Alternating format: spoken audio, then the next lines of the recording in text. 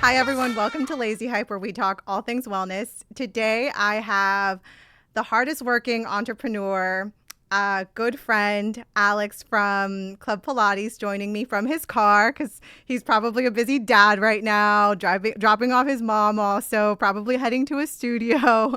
I don't know how many things he has going on. But I really value your time. I value your friendship and just everything you've done for me. So, thank you for being here. Of course, thank you for having me.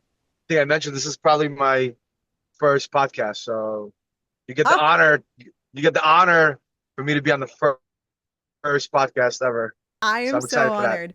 honored. I remember our first encounter. I think we had planned a lunch and then we ended up at a place where I think it was only like a food truck or something. We're sitting on a bench because there was like nowhere to sit.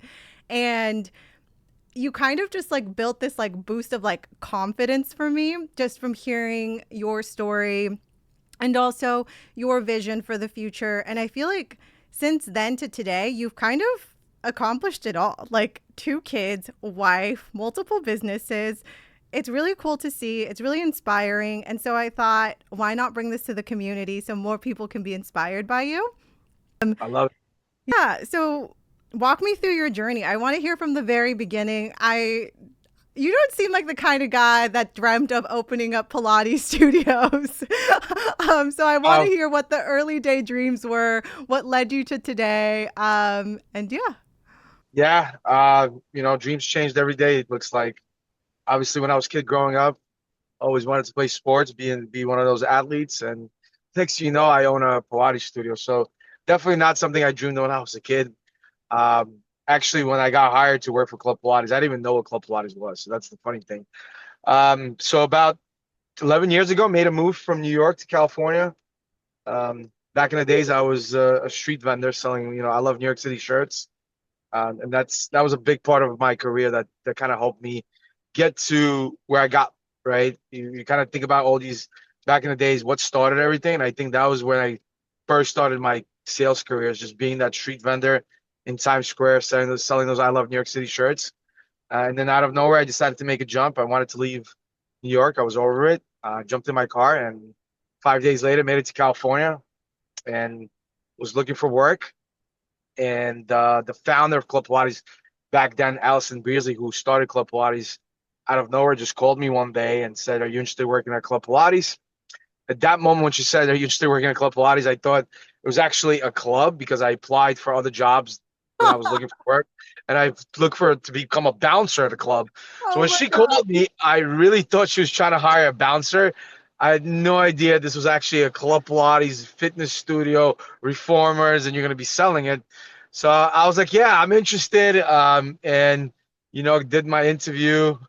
They asked me if I've done Pilates before, and the only thing I've done before was I literally ordered one of those info commercial VHS tapes where you play it and you do like a 20-minute exercise on the floor and you get your six pack. I was so excited to get a six pack from this info commercial. And that was your Pilates experience that I've had. But the funny thing is, when I met with at that point Anthony Geyser, who was the former CEO of Exponential and Club Pilates, he hired me because he heard that I sold T-shirts, and that's why I brought up that story. He said if you could sell T-shirts in Times Square, you could sell Pilates, and next thing you know, I started my Pilates journey. I was a GM at a studio. Next thing you know, they needed somebody at corporate to go and support studios. I was able to then travel across the country and open over 500 Club Pilates. Currently there's over 1,000 locations open. They have studios all over international. So that was exciting. And then during COVID, out of nowhere, there was just an opportunity.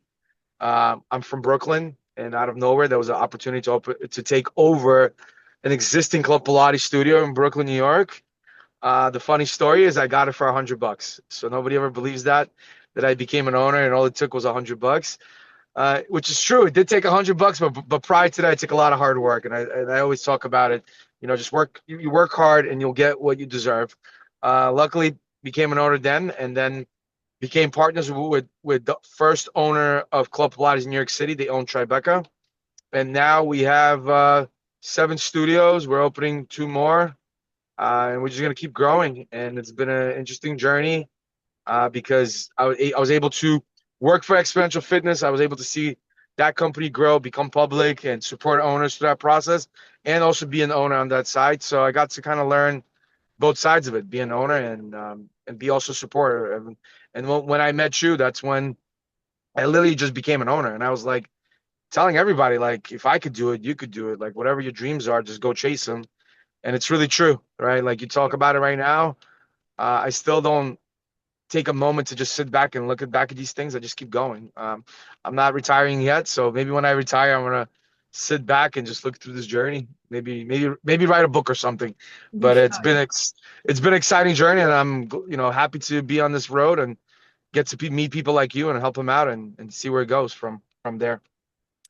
Yeah, no, that's an amazing story. But one thing that I remember from when I spoke to you, in this like bench, like I literally, I know it was a table. We weren't even sitting on the bench. We were sitting on the table, and Yeah.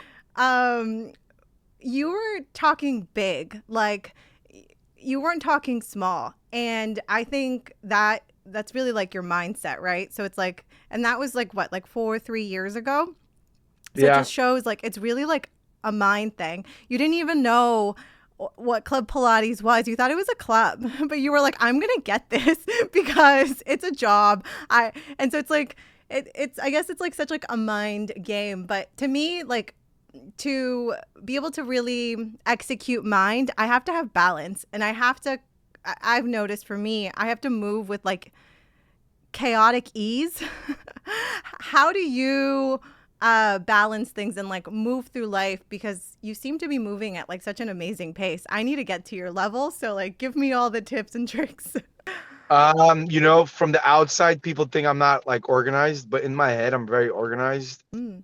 And my grandmother said one day, if you could do it today, just get it done today, right? So before I end my day, everything that's on my to-do list gets done. From all my emails, from all my tasks, everything gets done.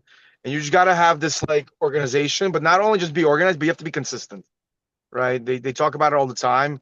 And just the past 2 years, I've just been very consistent with just waking up in the morning, going to the gym, having like a routine, right? So important that that sets up your day, and being productive is that you're organized, but you're routine and you're consistent, right?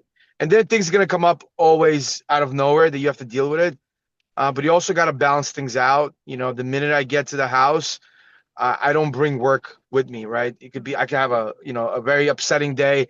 I could be upset about something. I could be angry. I leave all those emotions and feelings outside. Once I go inside the door, I don't even talk about work with my family, because I don't want to get them involved in that way, because then it gets them upset or get angry.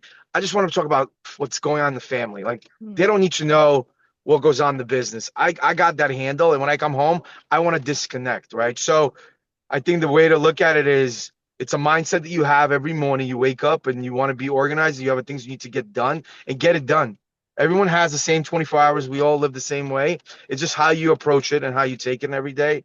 But the biggest thing I've learned is consistency, right? It's just pick one thing and just be consistent about it. You could do that, then you could do the second thing, you could do the third thing, and you have that. You organize and you have a team, and that's how you manage all of it, right? And you could always add more to your plate. I think Yeah. I'm always trying to add more things, Oh even though man, sometimes I'm like, why am I doing it? it's so funny. Just But keep I think you myself just built the occupied. stamina and the endurance, right? And then you just keep going. Yep. What's your morning routine to like self care? You said you go to the gym. What do you do? Lift, run? Yeah, so right now my kid just started daycare, which is really good, right? I'll tell you why it's good, because now I have to leave the house. Like, there's no choice, right? Before I could just pick and choose. Now it's like I wake up in the morning, I drop him off at 8 o'clock, and then I go to the gym, which is great because I kind of disconnect for 2 hours. But the problem is all my business is in New York. So when I wake up, they're like 3 hours ahead of me. So I'm 3 hours behind.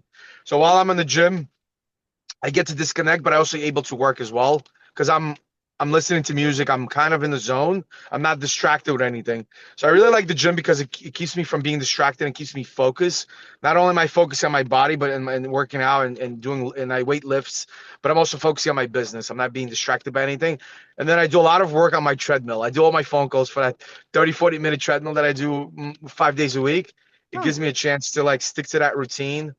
And usually, it's because I'm on the East Coast where my businesses are. I'm usually done by 2, 3 p.m., right? Which is great, yeah. right? Then I get to spend time with my family and my kids. So I have this routine right now, literally by the time my kid go takes a nap, I answer all my emails, and by the time he's woken up, I'm kind of trying to be finished with work. So that way from 5 till whatever 9 o'clock, I'm with them. So even though my day starts early, one thing I need to do a better job is the first thing I do when I wake up is I'm on my phone. So I'm Mm, trying to work on that. I've been listening to like other people on Instagram and podcasts and all these things. They say the first hour, like, be disconnected. So yeah. that's what I'm working on, but that's kind of like my routine right now.